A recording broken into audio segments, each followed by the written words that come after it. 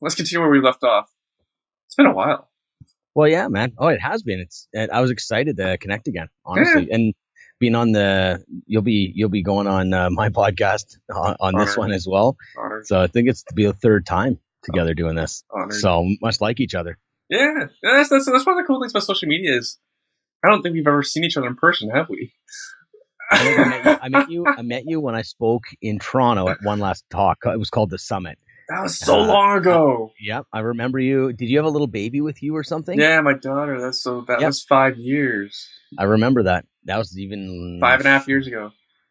Yeah, it was. Yep. Yeah, exactly. I had just got my real estate license by that time. Right. Yeah, I remembered you. I remember talking, running up to a chat. Hey, let's chat. Did you speak that day? I did. Yeah.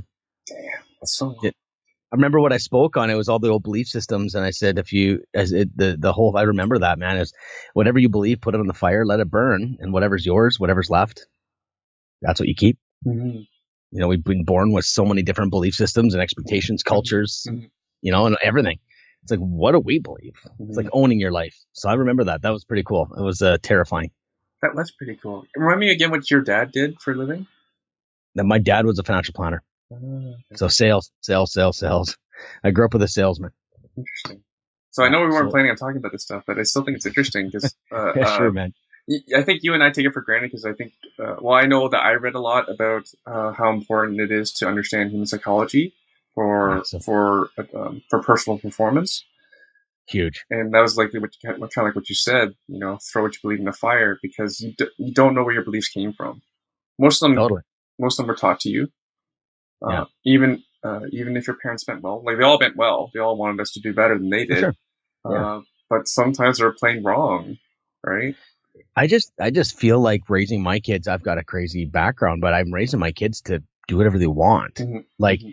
Like I right away told my son, I was like, you know what's crazy? If we were born in the Middle East, we would be probably talking about Allah, not Jesus. I said, what do you? I go, and he's a little kid. I'm like, what do you think of that? And so I give him the thought. So we can start really being independent. And it's funny. It's really funny because I know since we're live and we can't edit this, I won't drop a name, but there's people that are in our family that they said, what are you doing? Like, why would you ever give your kid a choice? And I was just like, bite my tongue. Like it was literally because you need to teach them in the ways. That's more religious stuff, but I know, but you're just sharing truth. Well, and to them, it's not, right? Anyways, that's a whole other topic. But no, I think you got to think for yourself. I think that's a great example of thinking for yourself, like teaching them to think for yourself. But like conviction, I believe that. Like you got to, like whenever I coach anybody, that's what we do. It's not like, hey, you want to replicate Ben? No, I'm like, who are you? What do you want? Yeah. Like, how do we even do anything without knowing what we want? Like thinking about investors and real estate, like. It's all the same. Like your realtors are like, oh yeah, man, I'm going to get these awards. Okay. Once you got the awards, I'm going to buy rental properties. Okay. Then I'm going to buy the holiday home. Okay. Then I'm going to get it's like even our whole belief system around investing is it ours? Like someone must have came up with that system. Like someone, you know what I mean? Like, of course there's a lot of good sense in it. I just want to know if it's mine. It's like, sometimes it's like, yeah, I believe that. Just the other day. Just the other day, we had nesting doves sitting on one of our porch lights, and then the babies finally hatched. So I was showing them to my daughter, and she goes, "Aw," and I thought, did she learn that, or was that instinctive? Yeah, right? I love that. Now you're getting into my world. Yeah, same idea, right? Love that. That's got to be instinctive, or it was learned. Yeah, I don't know. Yeah, I don't know. But I think that's part of the question that we should have these questions and challenge, and especially 100%. If you're like, I challenge thoughts in my own head, right? Awesome, man. Awesome. Like I'm sure that you do them yourself. For example, like a friend of mine, I meet him well, like he does well. His wife's a teacher. They have 2 kids, but we talk real estate sometimes. Just not trying to push anything. It was just friendly conversation over dinner type thing. Yep. But he says, the real estate market's going to crash. Yeah. Right. And then I asked, well, who taught you that? He goes, my parents. And because he's Greek and because his parents lived through that stuff. Right. Yeah. Hyperinflation periods. Right. Totally. Filter, man. That's their filter. That's how they see it. Yeah. So he's missed this massive run. Wow. In prices while he still rents. and now he takes personal offense to it when people bring it up. I don't bring it up because I don't see him that often.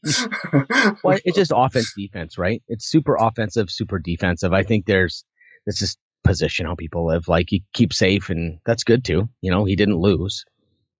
But it's offensive defensive posture. That's all. Right.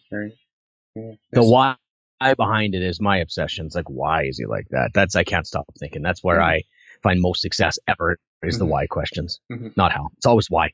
Yeah, why? And then challenge it, research it. Yeah. Because once you own it, like there's an energy about it, man. Like it's like if you don't live with doubt. So think about this. My son is not my son. Let's just imagine my wife cheated on me, or I thought she cheated on me. And then all of a sudden someone comes up to me and I don't want to face the truth. I had these doubts. I'm not for sure, but I'm convincing everyone that's my son. Oh yeah, it's my son. But deep down I have a doubt. So we have a doubt. So this could be also an example of self-doubt when you want to defend yourself all the time. But if you think about it, you're like my wife so someone comes to me and goes, that's not your boy. My reaction was, no, it is my boy. It is. I'll prove it. I'll go to a DNA test. And it's almost like an emotional reaction. Could be internal, external. Those are the clues. But if my boy, I knew 1000% that's my boy. My wife and I did it one night. The next day she's pregnant, blah, blah, blah. And if someone goes, that's not your boy, I'd go, yeah, whatever, buddy. And so our reactions are the clues, right?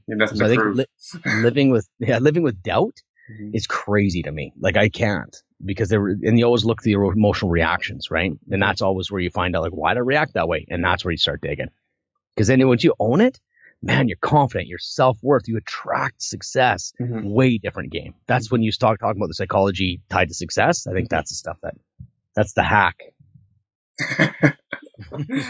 And when we're talking about a hack, we're just looking for the shortest path, right? We're not cheating nothing. We're still trying to do things the right way. It's just being having the right tool, right? Stuff. It's like pounding in a nail with a screwdriver. Yes, that would be inefficient. But the hack is called a hammer. Yeah.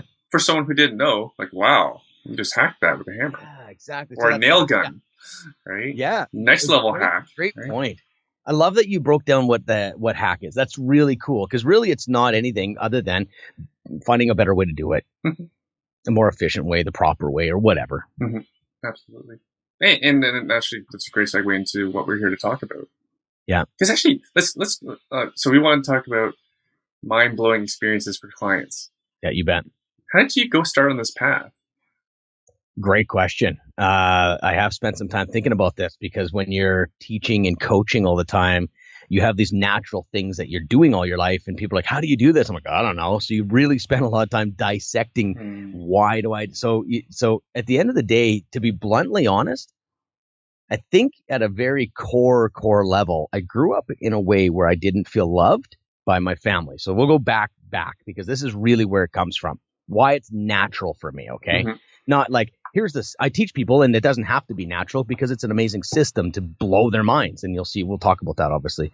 But if you think about it, I feel like I had a family, like I grew up in a family. My dad would work a lot, and he didn't know how to connect with me. It wasn't the best relationship back then. And what was interesting is one day I remember him buying me a bike, and he comes up and it's this red BMX bike. And I was so disappointed. And I thought, man, I just wish you'd sit down and play Mario Brothers with me. And it was almost like he missed it. Like he missed what absolutely would have blown my freaking mind, which is human love connection.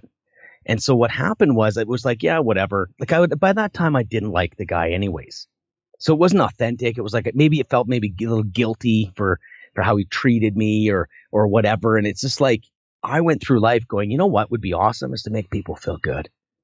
And it used to be based out of an insecurity thing, to be liked. And then as I became confident and I love who I am more than I have ever loved who I am today. And now it's just like a way of life. And it's not that I need it. It's just freaking awesome. So what I started doing was like, I rented a limo.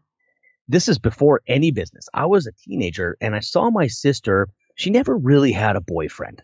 Okay. She was such a great girl. And I thought, you know what would be good on her birthday?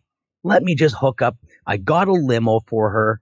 And I just felt like, wouldn't it be cool to just blow her mind? I got a limo and I took her out and I said, let's go. I'm taking you out for dinner. Because she didn't have a boyfriend do it or whatever. And I thought, I'm going to do this for you. So limo, we went out for dinner and I took her and I said, here you go. Let's go have some fun. And so it's just something that I've always done. Like if there was, I'd leave a thank you card with people that made me feel good. I was very, very conscious of how to connect with a human being and how to kind of surprise them. And so this is something that I just went into business. It's almost like dating versus business.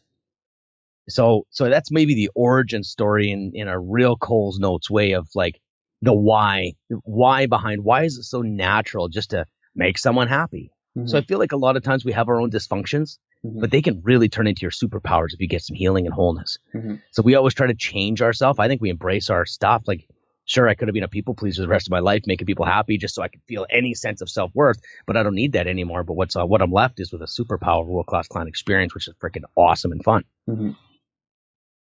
So that's a big thing to talk about. I don't even know how to break it down. Well, you know what? Here's the world-class formula. Okay, we'll break it down to this is now flipping to the from the emotional side. Let's go to the logical side. Formula one. I've never shared this outside of my own coaching groups.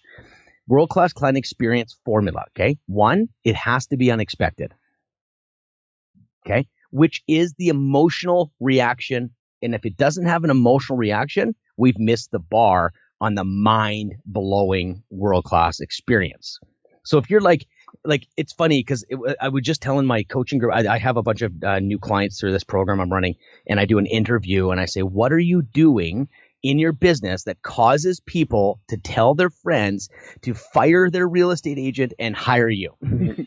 Like, what would you have to do without being, dishonoring to the industry and stuff? Just that your experience is so good that they're raving. Every one of them said hard work. Every one of them said like, on my response time, I'm paperless. Like it was all the same stuff that everyone says. And I'm going, you guys are all at the minimum. Like, what are you doing? Do you think someone's going to go, hey, Sally, you gotta fire that agent. I've got an amazing agent for you. Fire yours because he does paperless. Yeah. No. Oh, because he's a hard worker. No. Like, what is the reaction? How about this? Because you know what? He just rented a limo because my daughter didn't, blah, blah, blah, blah. Like, it's like, holy crap. It's never, ever really directly related to real estate. It's related to the emotion. So formula part one is unexpected. And that's the emotional reaction you're looking for. The second step is extreme thoughtfulness. Okay. Extreme thoughtfulness. Like, what if I called you, Erwin, and I'm like, yo, dude, hey, you know what? You hooked me up with something. I just want to say thanks, dude. Okay, that's nice, right? At least we say thanks. That is like the bar is so freaking low nowadays. We can win so big by being extremely thoughtful. But let's add the formula. I send you a gigantic box. Like I'm talking big. I ship it to you. It's filled with styrofoam popcorn. And it's a single thank you card inside. Even your laugh is a reaction. You see that? It's like I grade everything on the emotional reaction. You just laughed. You didn't laugh when I said, hey, let me just call you and say thanks. It was like in your head, you're like, I told you a giant box shows up with a little thank you card, which cost me maybe $50 to ship to you because it's an empty box. And then you went, ah, ha, ha, ha. You laughed. You emotionally reacted, even just telling the story. So the obsession is that reaction we're looking for. And then the third thing is genuine, honest, real. We are so hypersensitive to ulterior motives nowadays. There is so many growth freaking hacks that are garbage where you get stuck in a funnel. It's like, hey, do you want to come to a webinar? And it's 90 minutes of them hard closing you on another program. You go to a speaking event and the whole thing is to upsell you to the next program. Like it is unbelievable. It works because people are empty and looking outside of themselves for their solutions. If they were confident, they probably wouldn't be not like I wanted people to be intentional with their lives. These people just sign up to these things. But the truth is once you get burnt, like I just spent $5,000. What did I get? Oh, shit. Now we're hypersensitive. And you watch that sensitivity is going to rise at 100 miles an hour going forward. There's too many people. I've seen so many funnels and all these. I believe in all that stuff, but not when it's to get someone. And so this is why we need to be genuine in our thoughtfulness, because I know how if I give you something, you're going to give me something back. Well, we understand that, but the heart of it has to be because it's so freaking cool. I'm going to make him so happy. He's going to laugh. And what's he going to be like when he gets this box? Not like, okay, once he gets that, he's going to react. Then I'm going in for the kill. Like you understand? So that's the 4 things, right? 3 things: unexpected, extremely thoughtful, and it's got to be genuine. So that's with the expectation of return. That's kind of like how I interpret what you're saying. Yeah, expectation of what you get. Oh yeah, that's a really good point actually, because the trick is to expect nothing back. Yeah. Like that has to be somehow in your psyche, completely. Mm-hmm. That's tough for people because I don't mean to go on a tangent too far. You can bring us back whenever you want. Because one of the things that I mentioned to you was I'm like, yeah. one of the things that we talked about before we started recording was I find the challenge for many investors is they have trouble calculating return on investment for proper customer service. Like, for example, I had an awning blow off of my property, a heavy windstorm, single mom with 4 kids. So, like that's awful to me. It's actually it's still hanging on the property. So it was like flapping around, smacking against the house, right? So I go up there, I deal with it. Right? Yeah. And I brought gift cards so that her kids can go have an hour, whatever, to go to the local trampoline park, right? And people thought that was like, wow, that's crazy. Like, really? That's crazy? To me, that sounds like standard customer service. Something about the property failed. I haven't seen you guys in a while. You guys pay me a lot of money to live here. You're my customer, a good paying customer, great customer. Your kids will love this. I know they will. And yeah, and most people don't think about these things. It's funny because there's personality types come into play massively. So what you're describing is what a logical analysis. What I hear you saying is it's the right thing to do, right? Mm-hmm.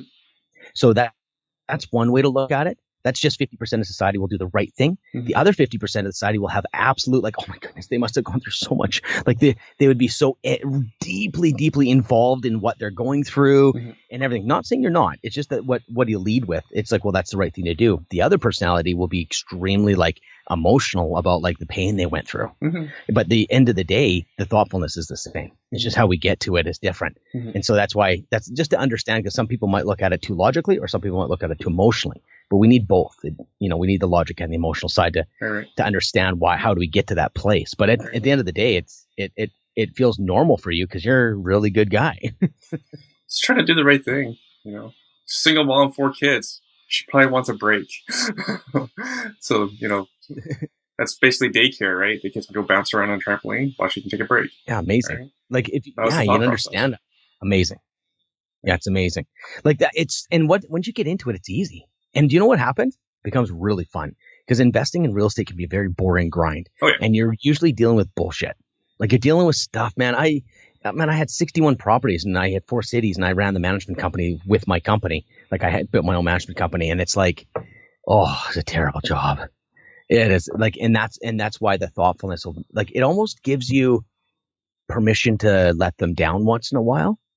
It almost insulates the relationship. So it's almost like you'll let someone off the hook when you love them. But if you approach the relationship as a performer, they're going to expect you to perform. But if you do something thoughtful, they're going to let you off the hook when you fail. It's very much relationship. That's why in real estate, even teaching agents, it's like, don't come at it as I'm going to kill it.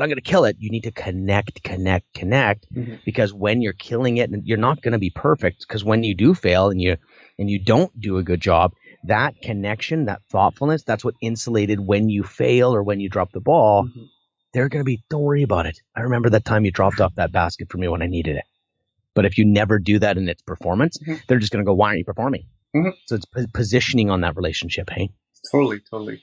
So I'd like to ask you, so this is where a lot of new business people mess up, whether they be agents or investors or whatever. They're trying to establish a new relationship, a new commercial relationship. So it can be a real estate agent trying to talk to someone about doing business for the first time. It could be an investor talking to like yourself. Say I'm Erwin. I want to buy properties in Edmonton. Ben, will you help me? Where do people usually screw up in these?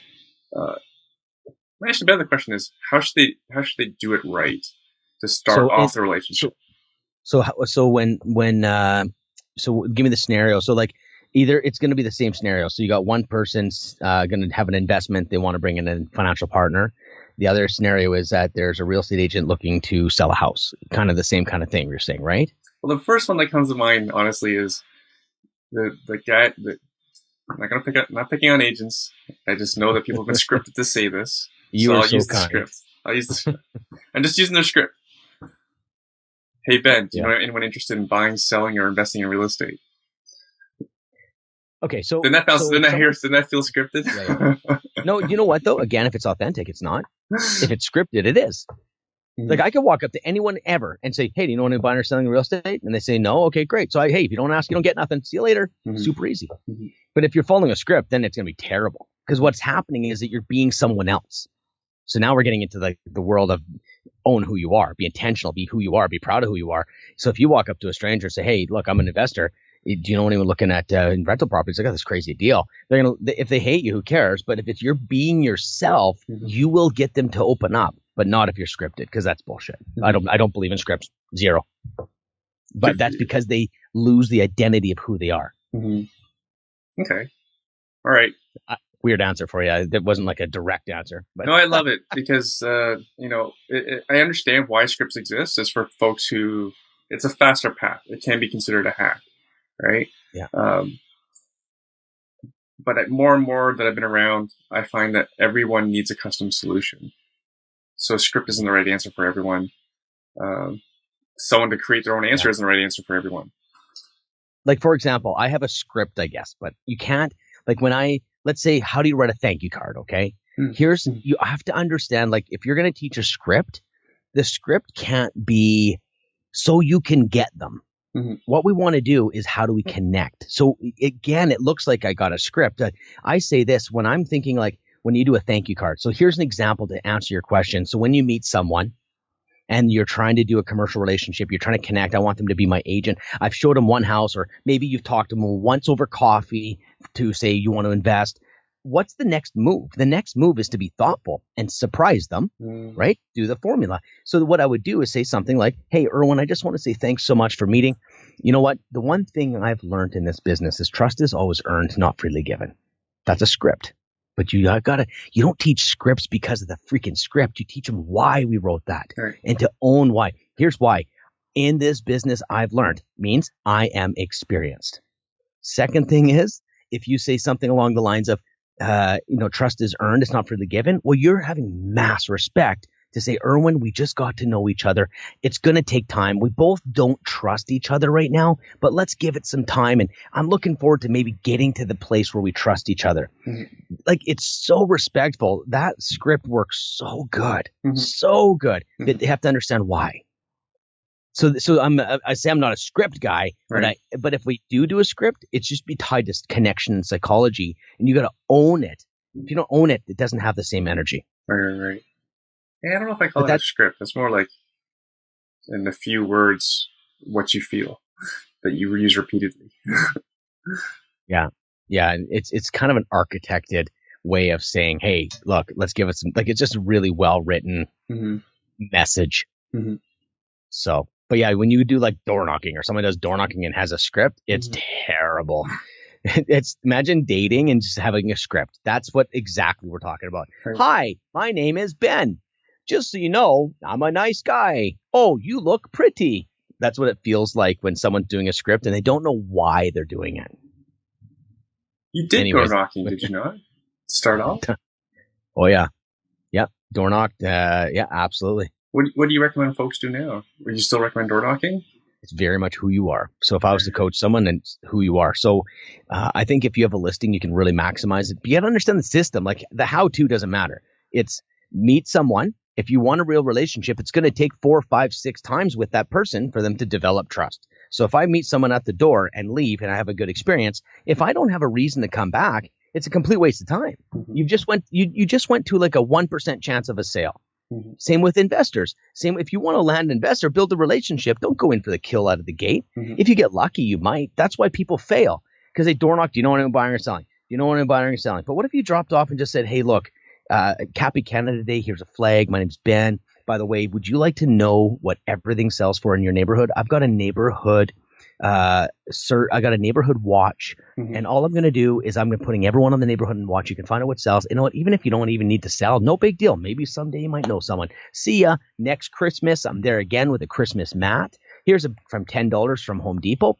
Boom, second time, third time, fourth time. Now we're talking business. But that's why people fail, because they do one thing and switch, but they understand the thinking of relationship is how do we get to the fifth time together? Like this is our third time.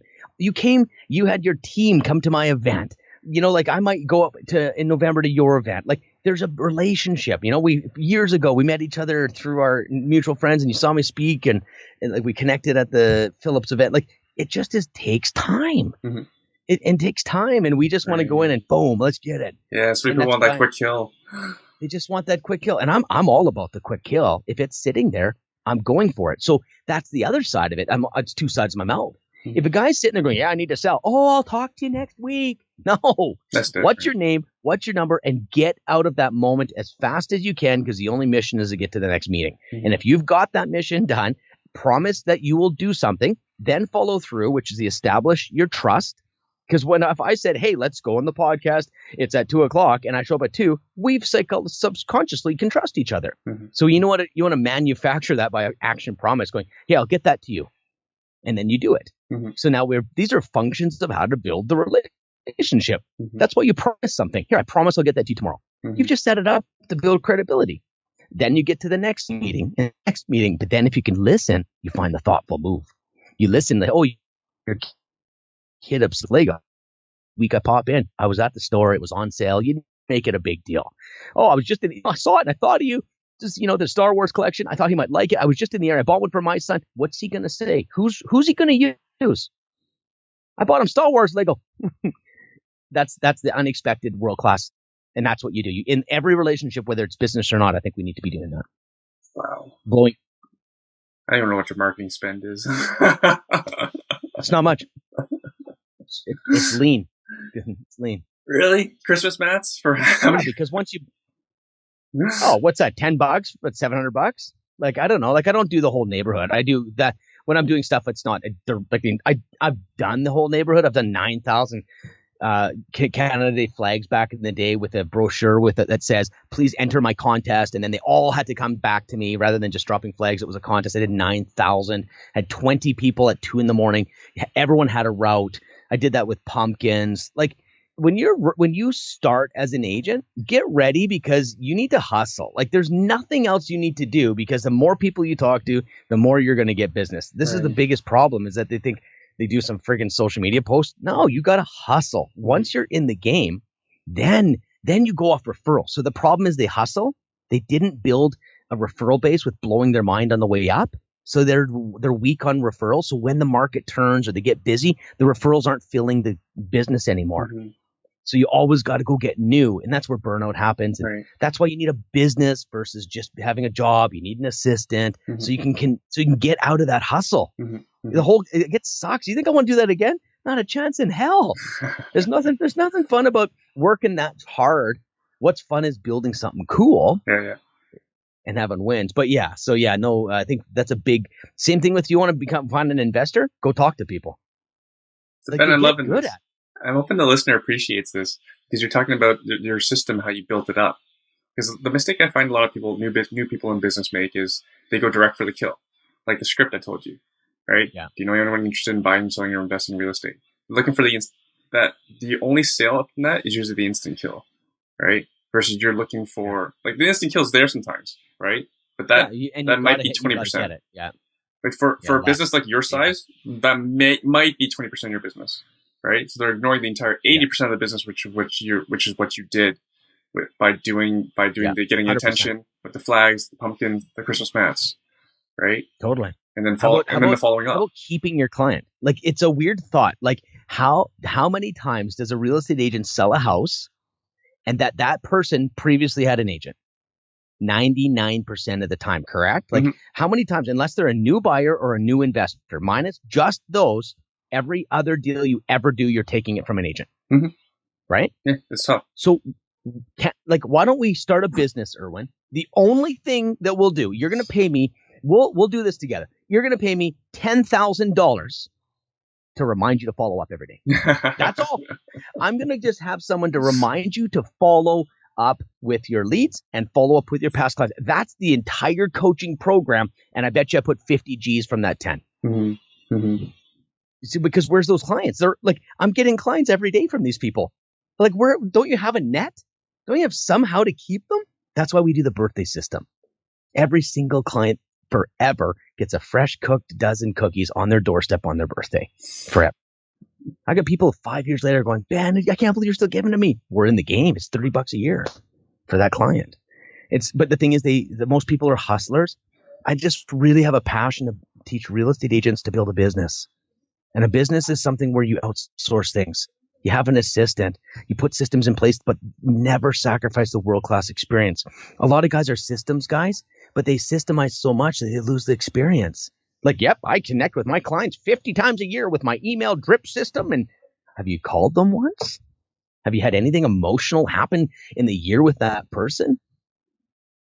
It's just, you have to grade systems against the client experience. It's always the rule. Mm-hmm. Sometimes things I do are so freaking so inefficient, like calling every single client.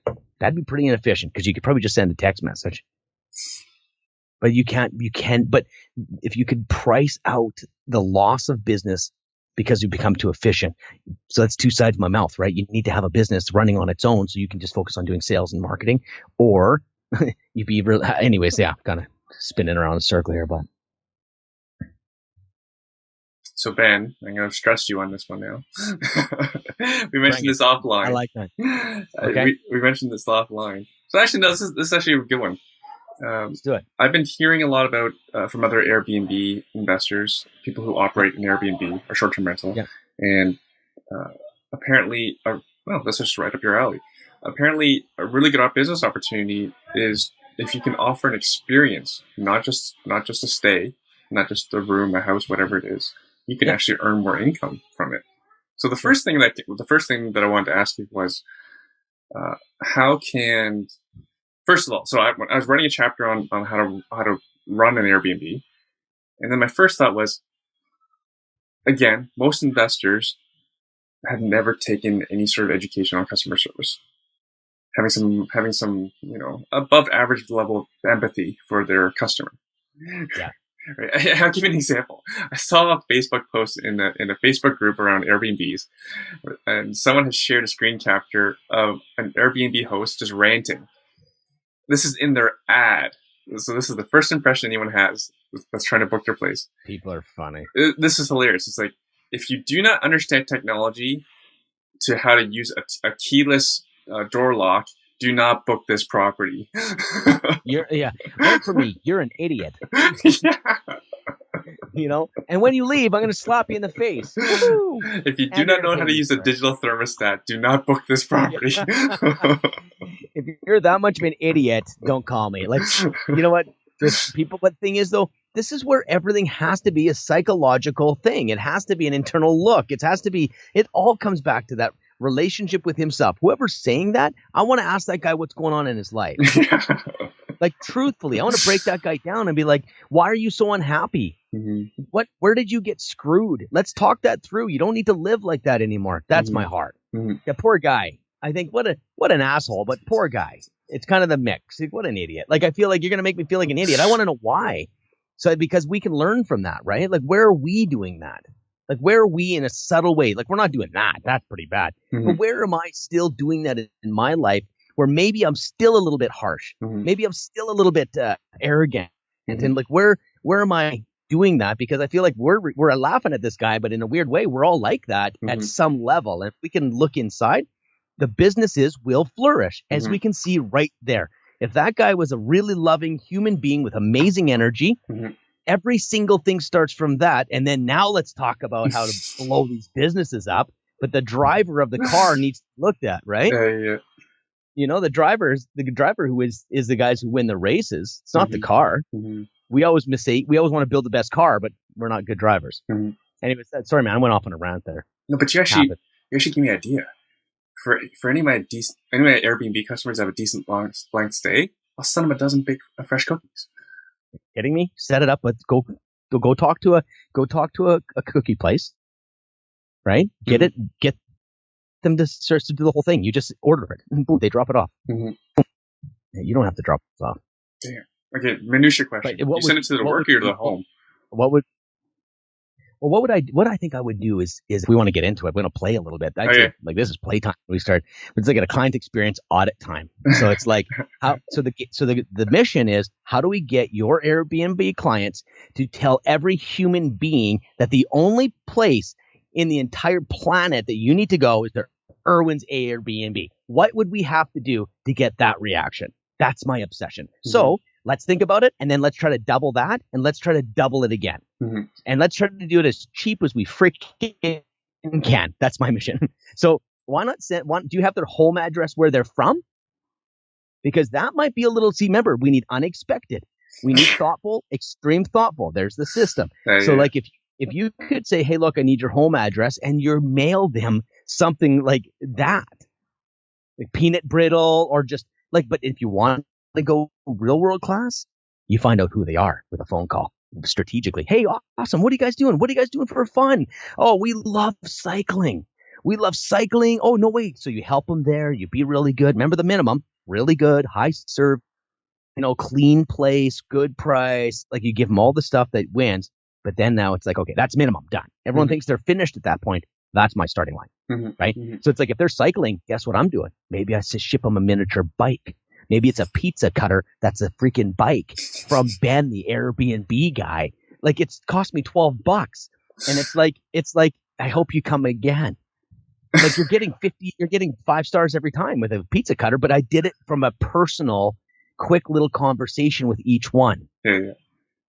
What if they're like, oh, we're at this one conference. It's some insurance conference. And, oh, really? Do you like that stuff? Not really. Like, you could, I don't know, figure it out. This is the secret sauce to explosive growth over time. Mm-hmm. That's awesome. Yeah, I just can tell you're passionate about this. You're just a creative thinker around the subject. This is playtime. Like, it's like playtime. Like, let's a client experience stuff. We just got to figure out who they are. Yeah.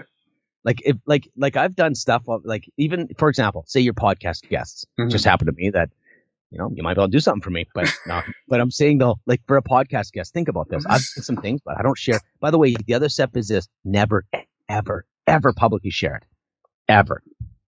Again, because you want the conversation to be your brand. The conversation behind your back is your brand. I don't care how good you are in saying you're some great, like you're some great person out there that does, like, you're the guy with the cat, or you're the how about Hamilton's number one guy, Mr. Hamilton. So that's a brand, right? Mm-hmm. That's not your brand. That is your image. Mm-hmm. Okay. The image is what you want to draw. Okay. Your brand is the experience you give and the conversation it creates.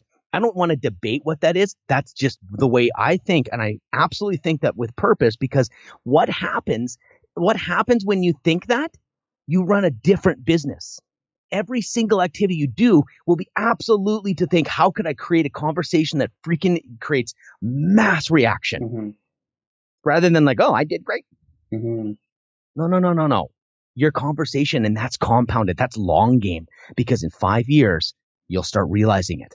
The problem is we're so egotistical that we need that stupid buzz of like, wow, I did a good job. No. Play 5 years like this. Watch what happens to everything you do. Do you consult on anything besides agents? Because I feel that you could do this for pretty much any business. It's really funny you say that, because I am like on the edge right now of opening something up for businesses, for real, like legit. I am sitting here, and can I be really honest with you? Sure. The thing that scares me the most is to do that. I know logically that I am completely built for this. I've helped many businesses outside of real estate, but and I'm being just honestly self-aware, is that when you get close to your built-in destiny of what you're freaking built for, it's scary as shit. Because there's something about committing and betting all in on Ben that scares the shit out of me. I'll talk a good talk, but that's how I feel. So 1000%, I sit there and think about it until my wife goes, you're thinking about it too much. So there's an offering is the next move, or something. To be honest, you're catching me right in the middle of it, and I'm not hiding. I'm vulnerable. I'm being me, because that's the journey. And that's where I'm at. But think about it. Logically, I've got a crazy brand, and I'm growing massive steam in the agent world. Now, at a core level, is that what I want to do? Meh. It doesn't fire me up. What fires me up is when I say playtime, give me any business. Let's go. Let's lift the game. That's so I put it out there because here's what happens when you become vulnerable. Opportunities show up. Mm-hmm. I expect zero from this. Zero. But I know that if I hide who I really am right now is scared to do that. If I hide that, then the universe can't help me. It's who I am. I'm scared. I don't want it. But I am going to go get it. But you're literally seeing me midstream. So when you ask me that, it's so funny. It's so ironic that you ask me that. Because literally that's what's on my head. That's a challenge in my head. I'm thinking, what if Ben was like in charge of client experience at like a company that's not really well liked? I destroy it. I already know that. So one thing I know is that you want to put yourself in a place of certainty. Mm-hmm. Like, for example, okay, if I was supposed to let's train horse jumpers. How would I feel? Shit, man, I'd probably figure it out, but man, I'm not certain. I bet I'd have a good class. Yeah. And it would be pretty awesome. And I'd probably outsource it. I'd bring some jumpers in, but I wouldn't feel certain. Right. You ask me if I can help a company with their client experience? Mother effing certain. Right. Like, not even a joke. Mm-hmm. It's playtime. Mm-hmm. Like, bring it. So that's where I think that's where you look in your life, you go, where are you certain? That's where I think you can start winning. Right. Geez, I don't know what it is, man. You got me fired up. Maybe I had too much coffee or something. I didn't even have very much today. My first thought was like, what if we put like Ben behind like client experience of like a hated company, like an oil company, like British Petroleum. And we're not going there. What there's like a bank. I would not take the job, but I think I think I'd have to be passionate about what they do. Right. But I love that shit, man. There's a lot of people that don't like me. Lots. And at the end of the day, that's really helped me stand on my own. Mm-hmm. Because if you can't make anyone happy, then what do you got to do? Well, you got to be you. Mm-hmm. That's what's left. Let's put it out there to the universe. If you think, if you're listening to this, or you know someone who you think would jive with Ben and needs a turnaround in client experience, wow. I'd love to see the result of that. You see what I mean? Like, I seriously expect nothing. I mean that with all my heart. I don't expect it, but I do know how the universe works, and you can't hide. And when you hide, you get more hiding. You have to show yourself. You have to speak up. You got to, like, I get cry. I'm so serious about it. I just know I see so many people dying, hiding themselves when they have something to say. Kills me. Mm-hmm. Kills me. Why? Because your freaking mother?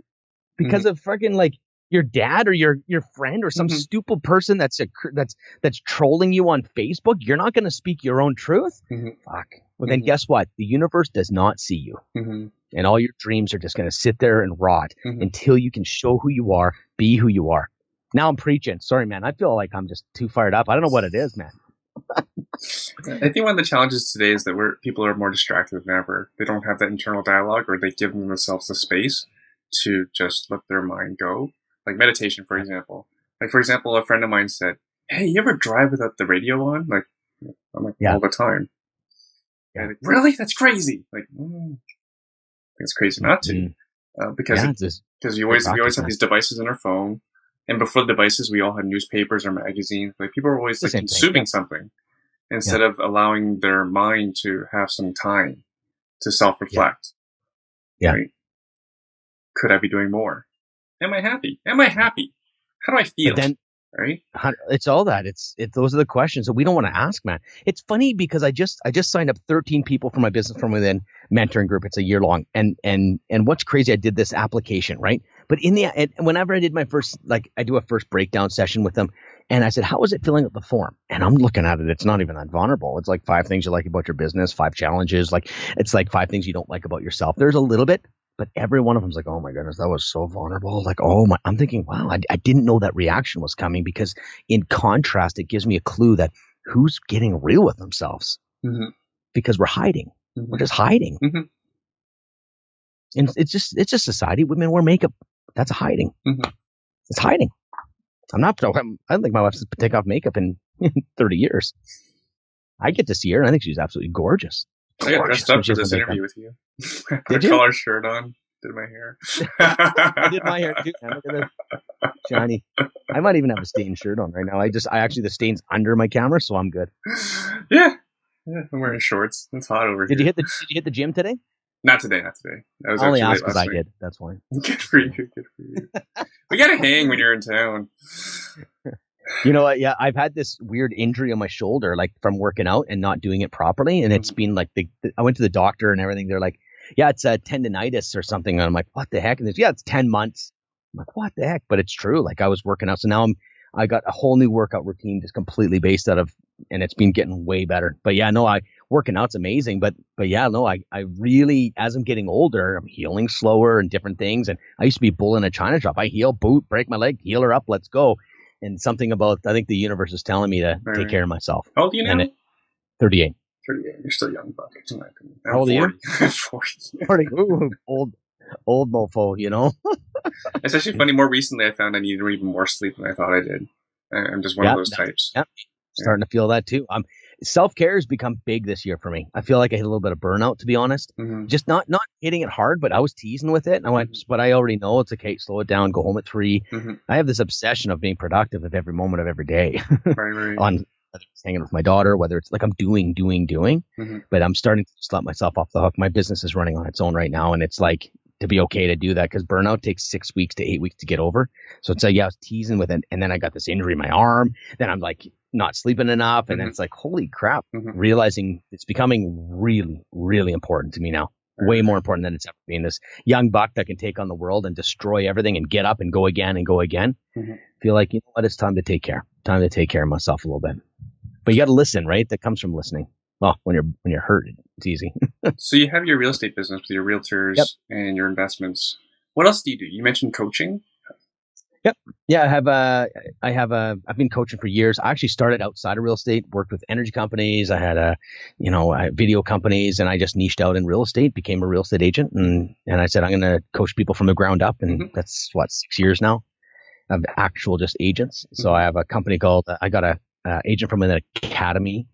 So the agentfromwithin.com/academy, that's like 30 hours of amazing training for really low cost. And then it's once a month. I go on there and I do a kind of a group session. So it's my heart goes out to all these agents that can't afford it. Like 99% of them have nothing at the beginning, nothing. And there's this academy now. I'm trying to build that and hack the area where someone will pay a couple $100 and it's literally right there. Everything they need, Ben style. It's all there. So I'm in the midst of like kind of tooling that a little bit. That's something I'm working on. The other one is business from within. That's kind of a business from within coaching mastermind. That's what it is it's got some coaching. It's got 2 retreats, but it's really about the driver of the car versus the race car. What's the difference between the two?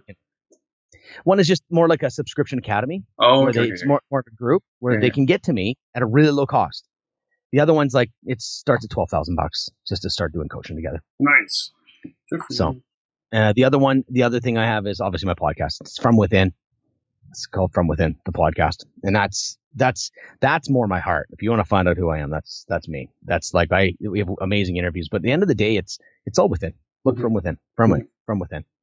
So then Team Oosterveld. I have my real estate team, 6 agents. I guess the brag is, according to gross commissions, which is a stupid metric, we're one of the top in Western Canada.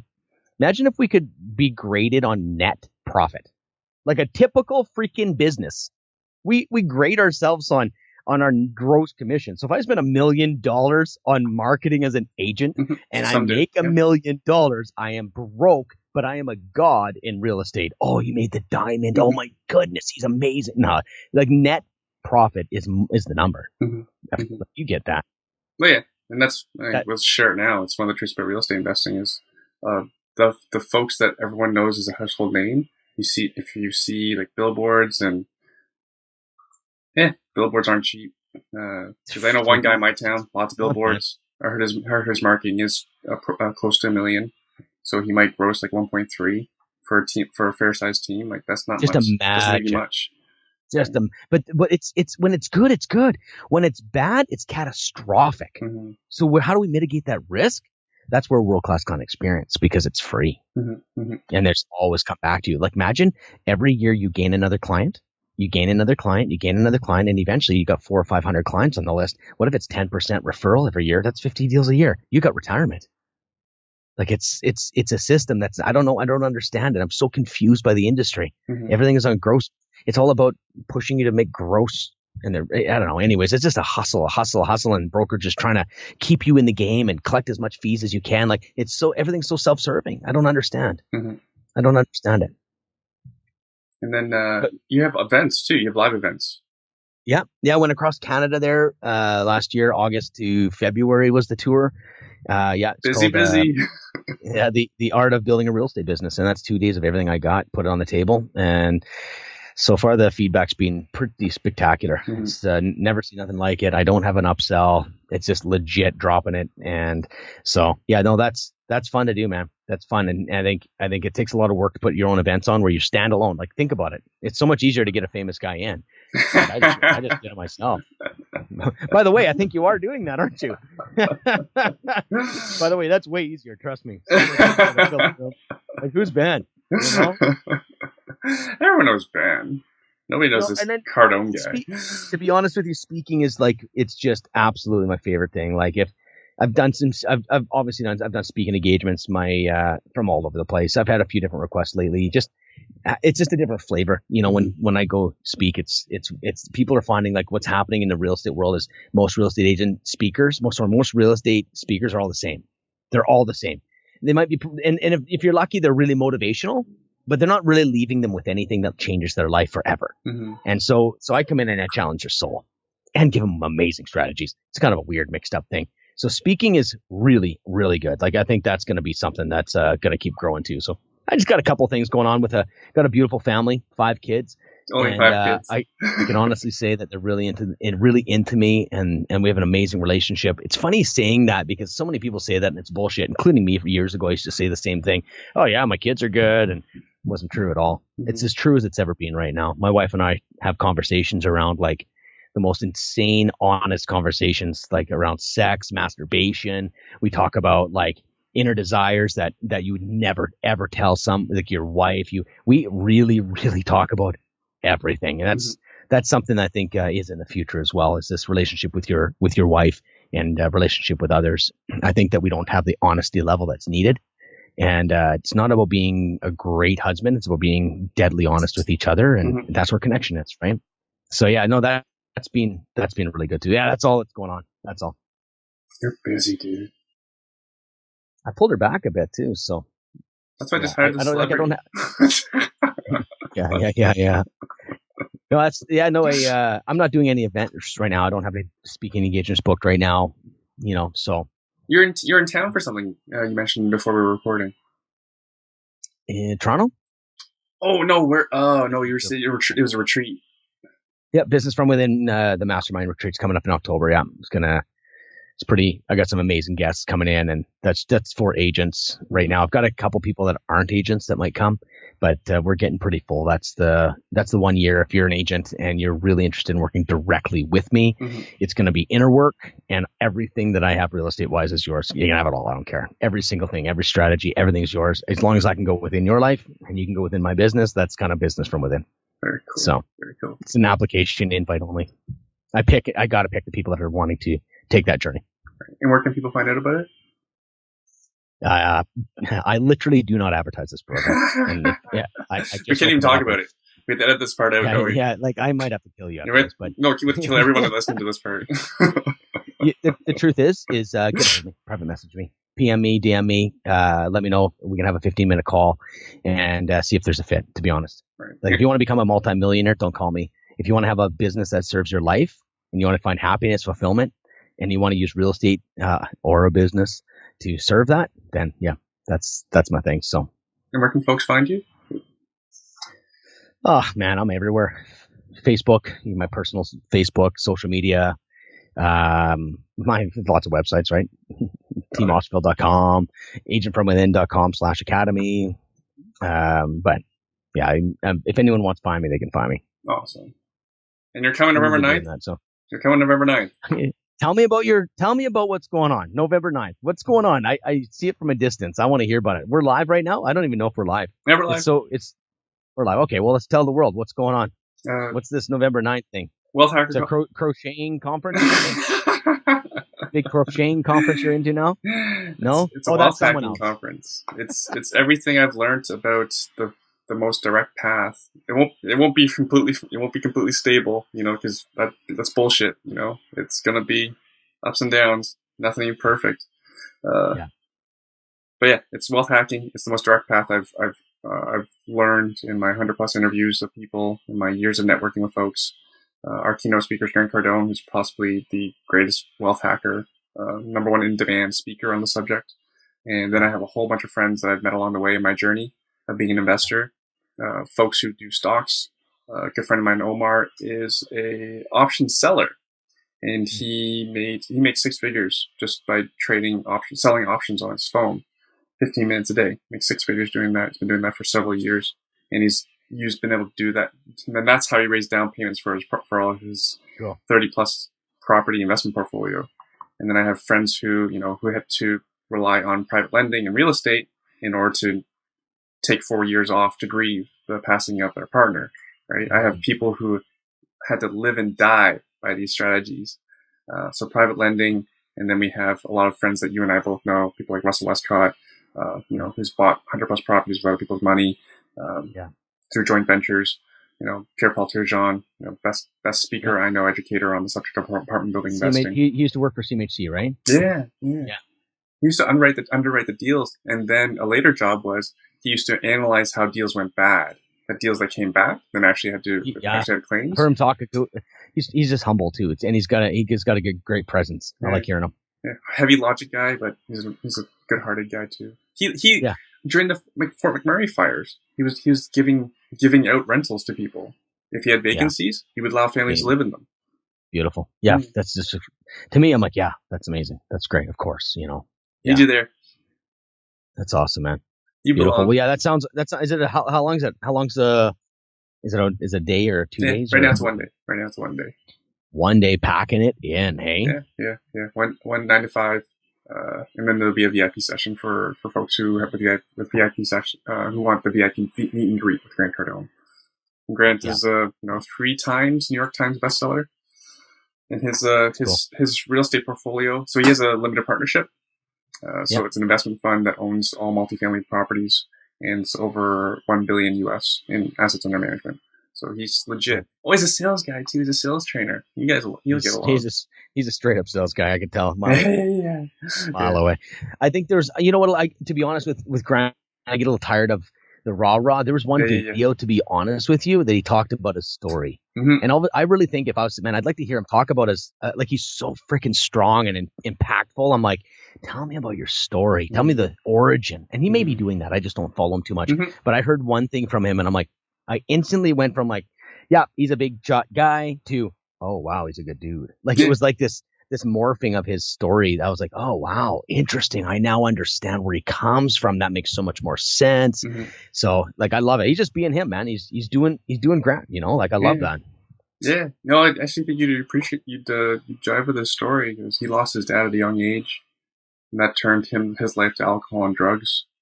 Like ruined his life. Crazy. Took probably 20 years off of his productivity. And then he came back at it, hit bottom. Amazing. I'd probably get along with him. I think you would. You guys share similar journeys, and you guys, it's a completely underrated skill is sales, and that's 100%. What allowed him to bounce back and drive. Dude is driven. Yeah, I'd like to know why. What is that drive? I love that. I like to know what's driving it because it can be anger, it could be passion, it could be fear, it could be love. I just get in, just like how you said your daughter, right? Like, where's that from? I'm like, what is that? I always like the human mystery of what makes people tick. I'll ask him because we're gonna have a 20-minute Q&A with him. Cool. So I'm looking for questions to ask him. That's actually a beautiful one because actually I've said this to people before. Like he's jacked and he's 60 and he's loaded. Right? What more do you have to prove? Well, and that's the thing. You're assuming he's proving something. So that's interesting, right? So like, you know what I mean? Like, it's funny how we have those assumptions. And I think I would ask him the question and then ask in a different way. Yeah. Because he's going to have a packaged answer. I try to get behind it. Right. That's just my own thing. That's the truth on it. I'd be asking a question and try 3 or 4 different angles on motivation, different words. It's like, how could I ask the question so it's not going to be a packaged answer? Because motivated and before he comes to our event, the weekend before he's in Miami. The weekend before, the 6 weeks before, he has Yeah. a weekly talk all over Eastern Europe, right? Yeah. And It's crazy. like you talked about, you feel loaded, I feel overloaded, right? Like, but he's at a different point in his life than us financially. Yeah, he's 60 years old. 60 years You know old. what? I could see myself doing all that if I wanted to. Yeah. In a weird way. Like I have respect. I'm not like the guy, but I'm saying when I'm 60, I want to be building shit, doing cool shit. Mm-hmm. Like, you know what I mean? Like, kids are older now. Like, my whole life is kids. Your life's kids. Like, kids are like that changes. I'm so freaking excited. Like, I put so much energy into kids Mm-hmm. and cleaning and cooking, and like I'm in the game with that, taking my daughter on dates and disciplining them, and just so much. Like, what am I gonna do with all that energy? Holy shit, I'm excited. You know what I mean? Like, like with what I do now, it's like, no, it could be done. Like, to be honest with you, I wish I didn't have to sleep. That's just the truth. Like, that's like, imagine if we just like there's just one life to live. I guess that does come back from, having a really shitty first beginning of the life too. You really appreciate it. Right. Yeah, I'm jealous of Gary Vee, who only needs to sleep 4 hours. I don't even know. No, I think he's not. I think he's 8 hours. I think he does talk about, sleeping 8 hours. I don't think he goes 4. I've tried it. You get real berry. Like, I get real grouchy, man. Yeah, I can't focus. Yeah. Focus and grouchiness is what happens to me. So you need sleep to keep in your game. So, especially if we're working out regularly. Yeah. All right, Ben, this has been amazing. You're an awesome guy. Can't wait to I'm enjoying following you and see where you're gonna end up. I can't wait for like an awful company that like kicks puppies and hires you for like to teach them client experience. We're in the business of kicking puppies. Ben, fix our public image. Yeah, no doubt. Well, you never know, man. I'm definitely in that transition thinking. Doesn't mean I'm going to make a move or anything, but just definitely opening the doors to outside of the real estate world, more to the business world. Awesome. Thanks, Ben. Cool, man. Thanks again for doing this. Yeah, thanks, man. I love it. And it's cool to get a little deeper a third time around. And I think that's really cool. Like, we actually get a chance to get to know each other, and it's not just like a meet and greet. Okay, we can get right into the stuff. So I love that. And I really hope the listener appreciates, even though we didn't talk much about like ROI and cash flow and stuff like that. For anyone who wants to have a business that needs to go another level, client experience is so important. It's all of it. Yeah, because you don't leave longevity as well. Right. People are saying 2-3 years, and like, even you want the client experience to last. It'll last. It'll give you longevity. It'll get you referrals. It'll allow you to survive. Because if you 100%. Don't do these things, sorry folks, we didn't talk about ROI or cash flow once, but well, we did in one way, because once you raise all the client experience, we don't know the exact number because we didn't measure it right now, but I guarantee you your ROI goes up and your cash flow will absolutely increase. Like, it's a guarantee. If you raise a client experience, you can probably charge more. For client experience, you probably will get more investors. Client experience, it's just an avalanche of goodness that comes, and it's a hard to measure exact ROI, but I bet you could if you start change your game now and then watch your income in 2 years. But it is 2 years, 2-3 years, 5 years. Just change the game and then long game it. Then look at what you got going on. And then I want the listeners to understand that most, like 80% of people out there are going for that quick kill. So if you're one of the 20% that go after the long kill, that's not called kill. Yeah. Yeah, no, like, for sure. It's short game versus long game. Exactly. Ben, thanks again for doing this. Yeah, thanks so much, man. It's been great. Yeah. Continue wishes for good luck in all that you do. Awesome. Yeah. Thank you, Ben. Thanks, man. You too, man. Okay. Cheers.